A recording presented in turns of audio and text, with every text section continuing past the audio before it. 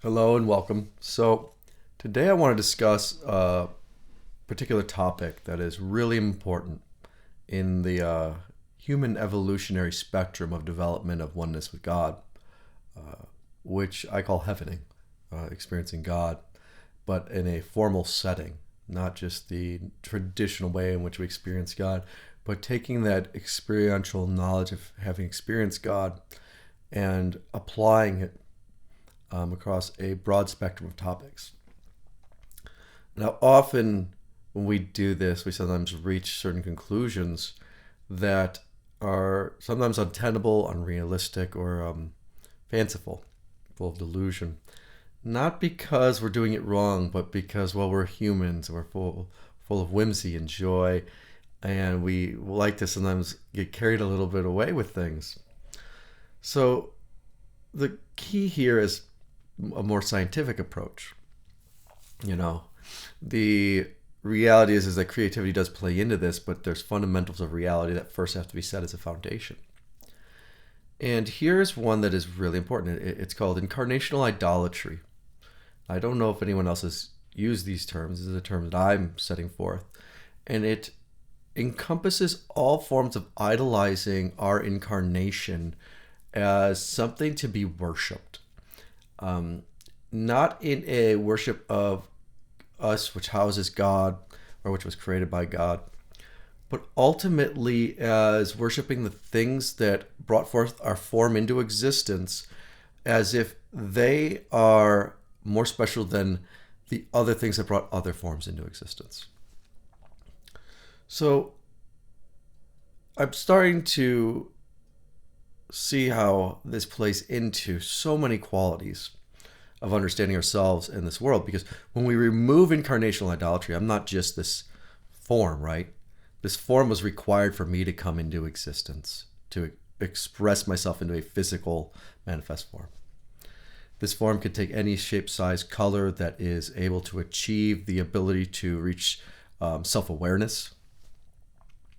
And in and of itself, everything that has a form, depending on where you see it on the evolutionary chain, has a level of reaching this at different scales. But we're going to mostly talk about the human form, obviously. In the human form, I didn't choose my skin color. I didn't choose my hair. I didn't choose my eye color. I didn't choose my height. I didn't choose my first language. I didn't choose where on this ball I was incarnated on.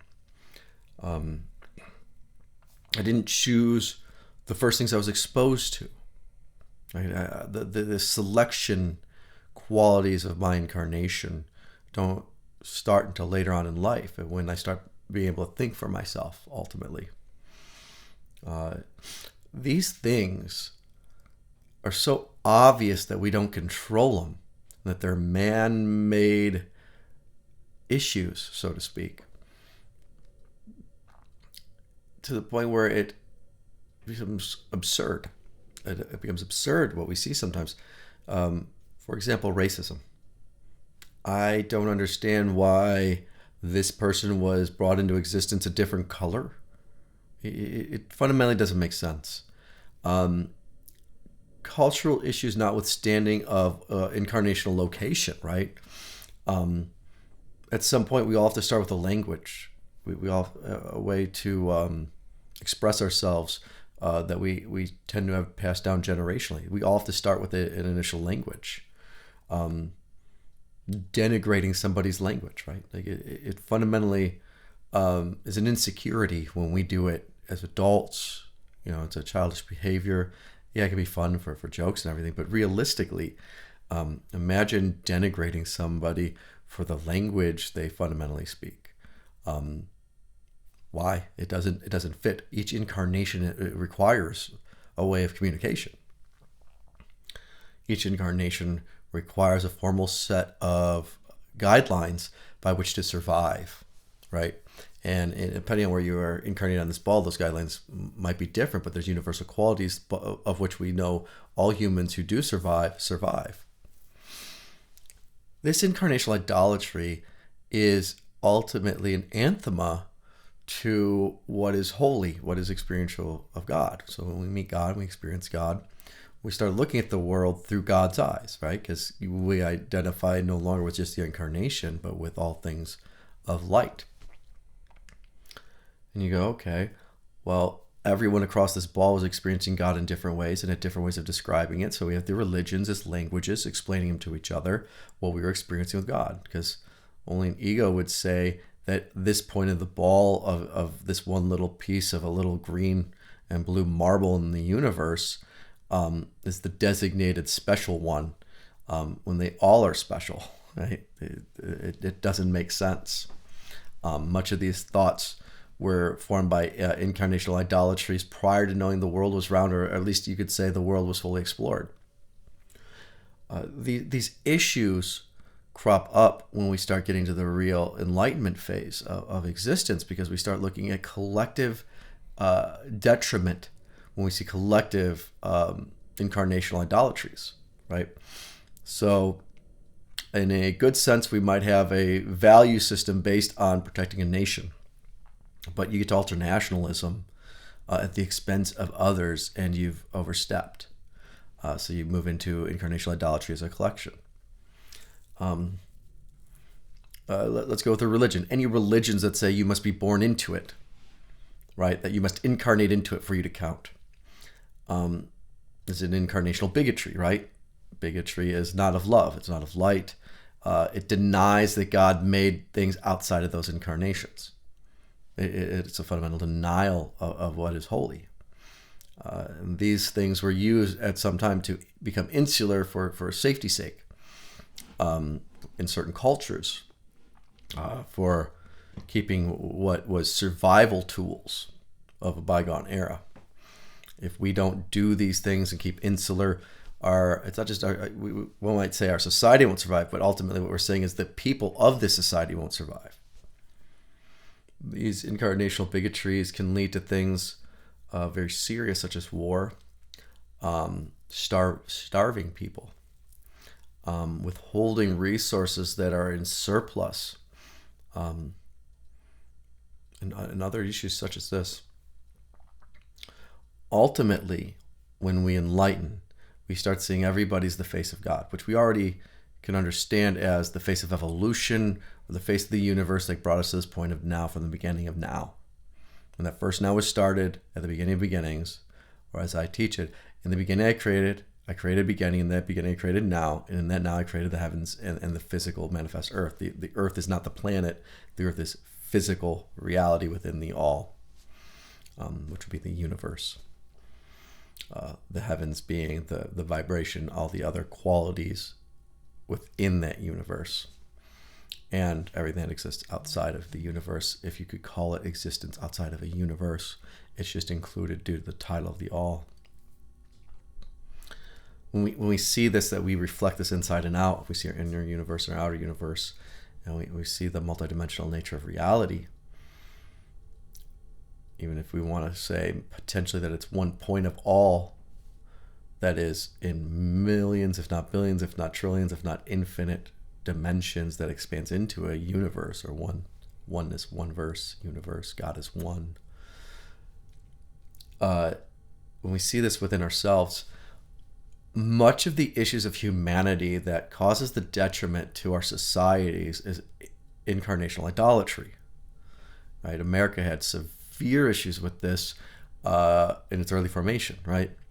This incarnation incarnated in a certain area, so that you, who I got from another part of this ball, can come over here, and I can feel justified enslaving you, and justifying this slavery, this evil, right, against another incarnation, because of my incarnational idolatry, right, fundamentally against God. There are other aspects of this. We see this with people who harm a different form of incarnational group based on that locational incarnation, right? Like and justify this, right? They justify this, surprisingly enough, by hallucinating and staring at dead trees that they have scribbled ink upon, right? Like they've looked, and so we have hallucinated while staring at these dead trees with ink on them for X amount of generations or years, and within this hallucination, we can justify that our incarnational idolatry somehow allows us through this hallucination to harm your incarnation, right? Which is insanity. It's literal insanity, because none of those things, which obviously I'm referencing many things such as philosophy, psychology, science, religion, all the things we use to justify treating another incarnation poorly, right? Which justifies our insecurities, our fears, our angers, our violences, anything we use to justify these things, rather than disseminate the opposite of that and going, I'm having these sensations, I'm having these emotions, I'm having these behaviors related to these emotions, and I am about to do something detrimental to another incarnation, and I need that to cease. The idolatry is that I don't need this to cease. The idolatry is that is okay, and it is okay to reach the point of harm proactively, which it is not. However, self-defense is something that is allowed when you start getting into the fundamental rules of the self-evident rules of reality, of which a country like the United States obviously is based on, but the fundamentals of all religions in universal qualities, as well as science, philosophy, psychology, religion, reach down to. And once you do the self-evident principles, much like mathematics, it all makes what's called common sense or sense. And that is what we fundamentally, who work with God, for God, and as God, are saying is what we need to set as our foundation. If we could get people to understand the basics of incarnational idolatry, right? Or even just sit and ponder for more than 10 seconds what that truly means, and which really shouldn't be too hard in an interconnected world where we have 6 billion smartphone users. Ultimately, the largest religion is the smartphone religion currently, with the most amount of users, the 6 billion, obviously, of the 8 billion on this planet. And get them to look and go, oh, we're all smartphone users, right? Like we all have this smartphone quality. We all are really like each other. And that is fundamentally an easy way to see universality that we can build upon. Like, oh, we have eyes, except we don't. For the most part, if we're healthy, we have eyes. For the most part, if we're healthy, we have a mouth. So we have nose, eyes, ears. If we're healthy, we have a certain je ne sais quoi of our existence, if you will, that we can recognize. And then the errors come from within this form, because previously we didn't see this interconnectedness for a multitude of reasons. But as we reached into the early 1900s and we started having TV, radio, movies, these things, we started seeing other people taking on different roles, of which we ended up modeling, because that's just our nature. And as we've reached into the internet age, we're starting to see this become more and more developed, where we can see what is universal, what is unique, and what is being worshipped or glorified above what is really light and love. And now I want to preface something by the naysayers of something like, well, everything's not light and love. It is from a God's eye point of view, honestly. When you realize that all the misery and suffering is there for us to collectively remove the idolatry, for example, just use one issue. We go, let's say remove all collective idolatry, right? It is then winning us more heaven, because the suffering all related to those things is now ended, and we know why it was there, was to prevent us from sliding back and to show us the value of ourselves leaving that era. AI is going to drive much of this forward. However, if we don't have an early conversation now, I can't intrinsically force the future of generations of all the people who witness this video, even if it's a small number, which, whether it's 10, 1, or 1,000 or 1,000,000, each one of those people who sees this is going to have their consciousness expanded on the topic, and thus causality will continue to expand their consciousness, as well as those who they interact with. Fundamentally, hopefully, within a generation or two, we eventually see the end of incarnational idolatry. This removal of incarnational idolatry, right, brings up an insecurity. Often, much of this idolatry is based on insecurity. What is my value? What am I worth? Just like being a bully or unsure of yourself. And once we reach a real level of security, I don't need to be somebody who has relatives from this part of the world, or from this wealth background, or from this language group, this religion set, or quality of religions, or quantity of religions, or this educational group, because quite frankly, it becomes a non-issue.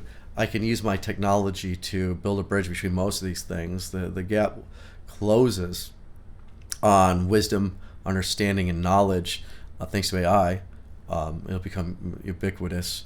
Self-education is really the measure. It's your ability and your drive forward.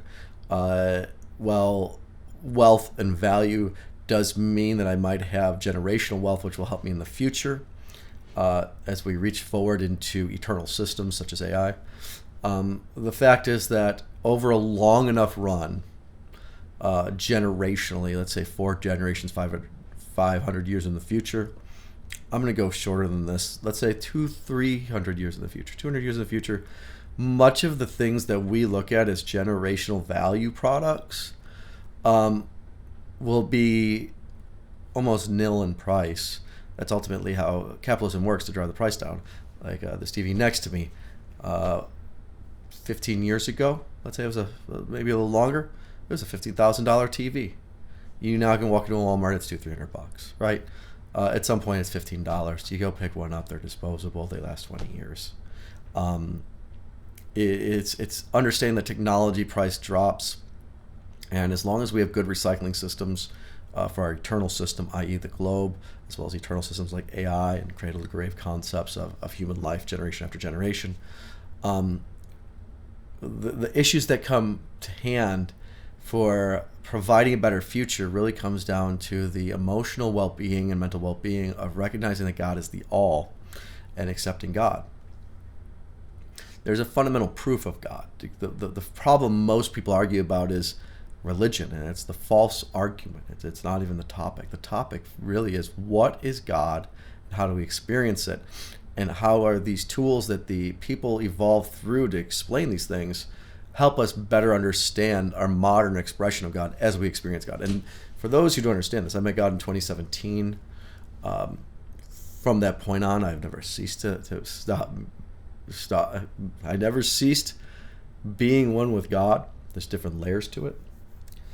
Some call it enlightenment. If you want to look at the all incarnated as Buddha mind, that is what a Buddhist would say. A Judeo-Christian, with which I have found vastly undereducated, both Jews and Gentiles and Christians, in their own religion. It's honestly abysmal. You would say that I'm Adam Kadmon, or it's Chaim, or Christ ultimately. If you understand what's being really stated, if you read the New Testament to Revelation 22, which brings you to the Sefer Yetzirah, which brings you to understand things like John 1, and then brings the Sefer Yetzirah back around to the Torah. You read the Torah once through as it is written and for the mundane understanding, and then you understand, you open the Ark by reading it with the Sefer Yetzirah understanding, which transforms your word. It's about a tool for learning a quality of reading somebody's story that is a true story. It is not necessarily what I would call pure gospel to be followed letter by letter. You are to use your mind to understand it, or else you fail the test and you don't really enter into the kingdom. That's what it really says. The Zohar helps do this. If you haven't read these works and you're a Christian, I handed one to the Reverend at my church, and the light within his next sermon very clearly improved, and the light in the environment improved. It was visible. It was something is palpable. Those who end up reading these works, the reading is the yoga. There's a physical asana set, but people don't pay attention to this, and they should. It's called Ophanim Yoga. I call it Messiah Yoga. I do teach it. But fundamentally, it's the recognition that if God made everything, which it did, that it's all that incarnational idolatry is an issue, or else you're denying God and you're denying God's power. Eventually, you have to accept God as the all and the foundation of reality, of which science is a measure of, right? The manifest reality, and look at it and go, well, does the hypothesis and the thesis reach the point of hypothesis and law of saying the all exists and the all is conscious. Atheistically, you would say it's not, but ultimately we exist within it. Then you have to define consciousness, And it's a cool conversation going on that ultimately leads back to things like AI literally being the modern day Kabbalah, which is also the psycholinguistics of understanding and codifying and quantifying our reality outside of incarnational idolatry.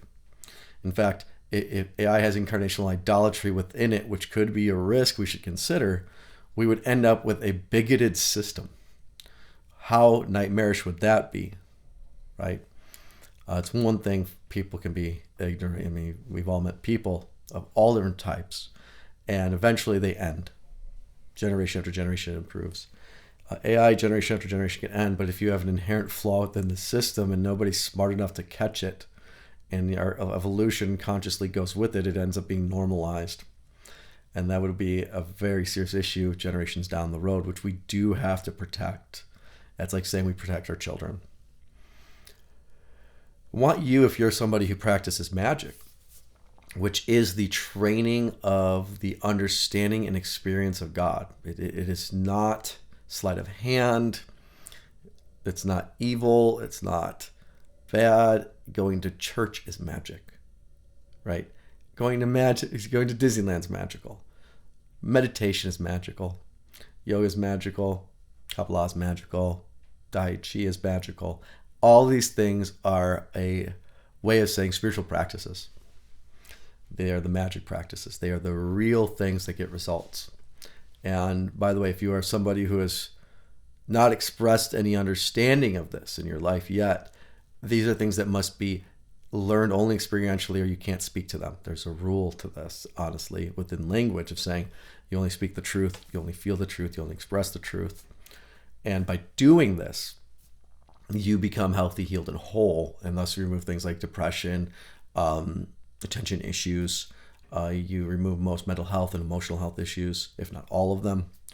But the truth is that's like the entry point of understanding what a magical practice is, which is development of the soul to experience the highest level of pleasure through an incarnation where there are things such as war and violence from these incarnational idolatries.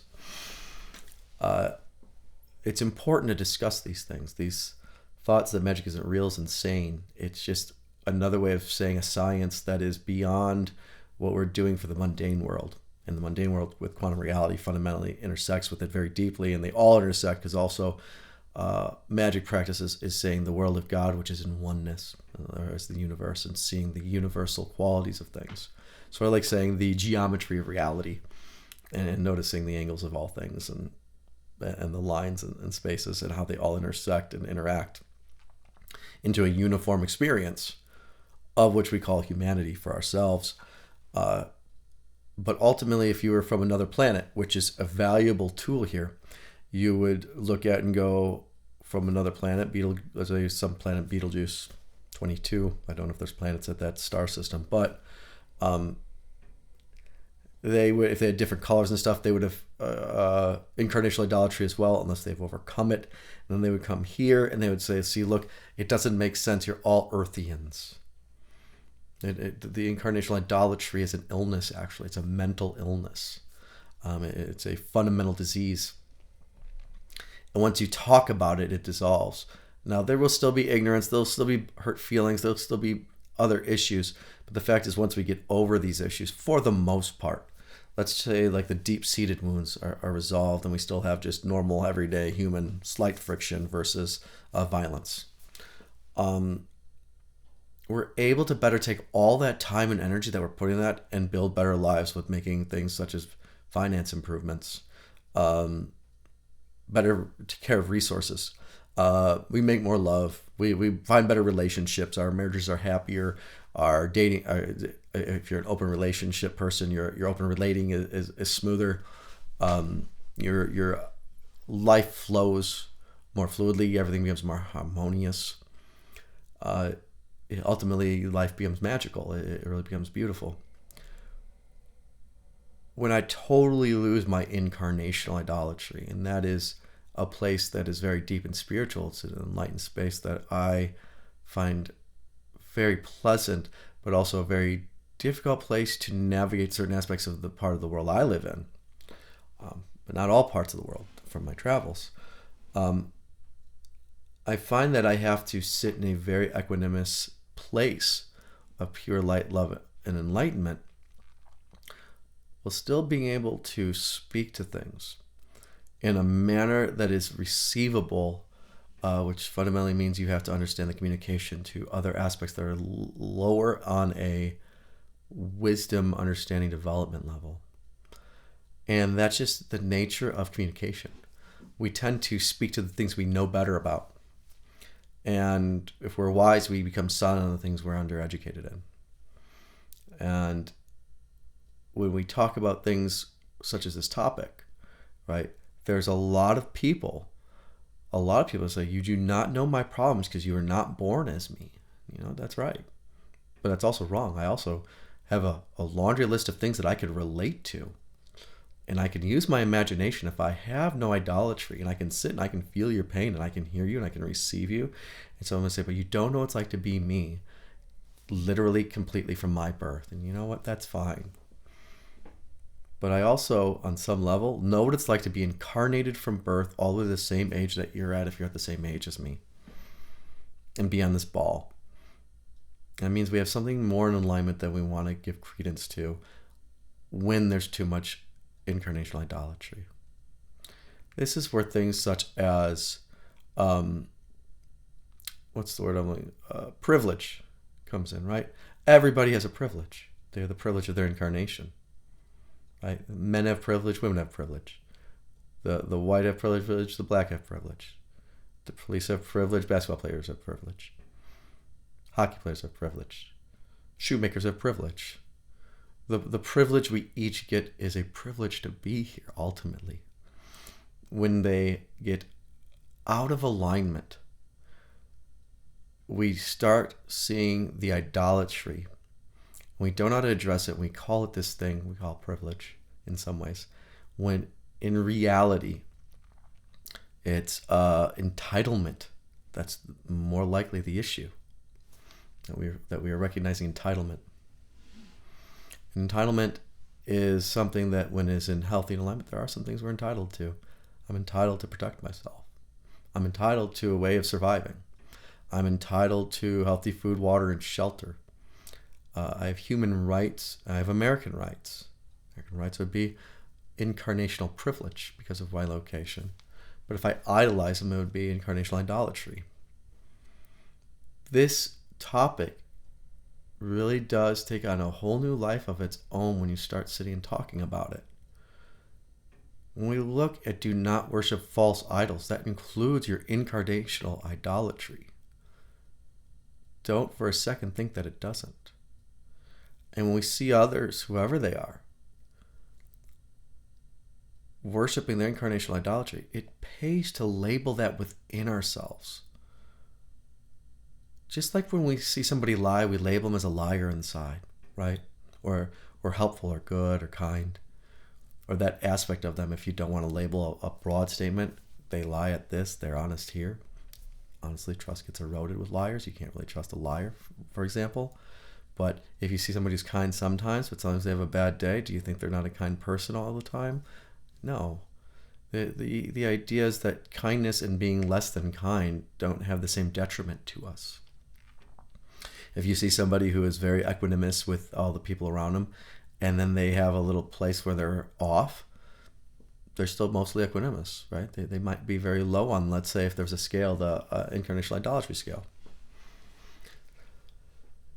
These things need to be resolved for the highest level of enlightenment.